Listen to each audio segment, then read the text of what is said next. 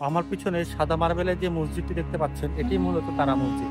আজকের ভিডিওতে আমি তারা মসজিদের ইতিহাস আপনাদের সামনে তুলে ধরবো এবং দেখানোর চেষ্টা করব। চলেন আজকের ভিডিও শুরু করা যাক।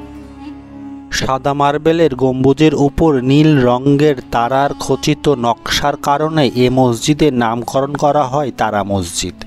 তো চলেন তারা মসজিদের সংক্ষিপ্ত কিছু ইতিহাস জেনে আসি।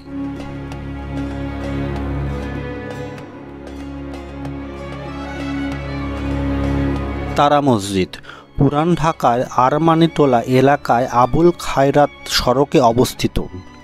মসজিদের গায়ে কোনো শিলালিপি না থাকায় মসজিদটির সঠিক নির্মাণ কাল সম্পর্কে তথ্য পাওয়া যায়নি।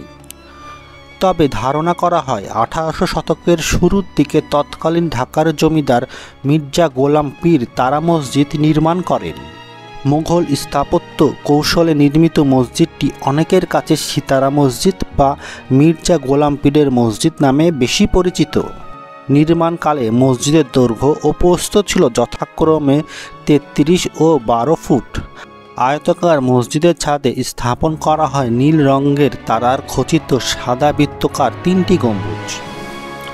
সমস্ত মসজিদের নকশায় তারার মোটিভ বিশেষভাবে লক্ষণীয়।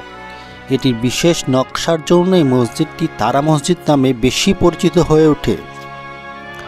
মসজিদের ভেতরে প্রবেশের জন্য 3টি ও উত্তর দিকে 1টি করে দরজা রয়েছে।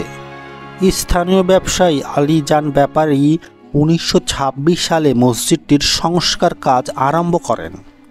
তখন মসজিদের পূর্ব দিকে সম্প্রসারণ করে বারান্দা তৈরি করা হয় এবং চিনি টিকরি কৌশলের মসজিদটিতে রঙিন চীনামাটির টুকরা ও কাচ ব্যবহার করা হয়।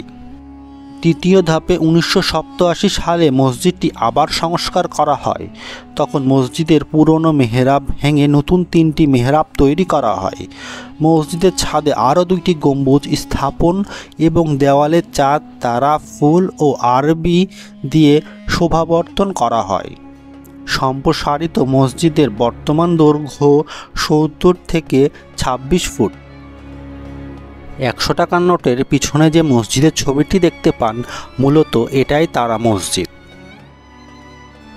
সময় থাকলে অবশ্যই মসজিদটি ঘুরে দেখে আসবেন। আপনার মন ভালো থাকবে এবং মসজিদটি পরিদর্শন করে আপনাদের অনেক ভালো লাগবে আশা করি। আসসালামু আলাইকুম রহমতুল্লাহি ওয়া বারাকাতুহু।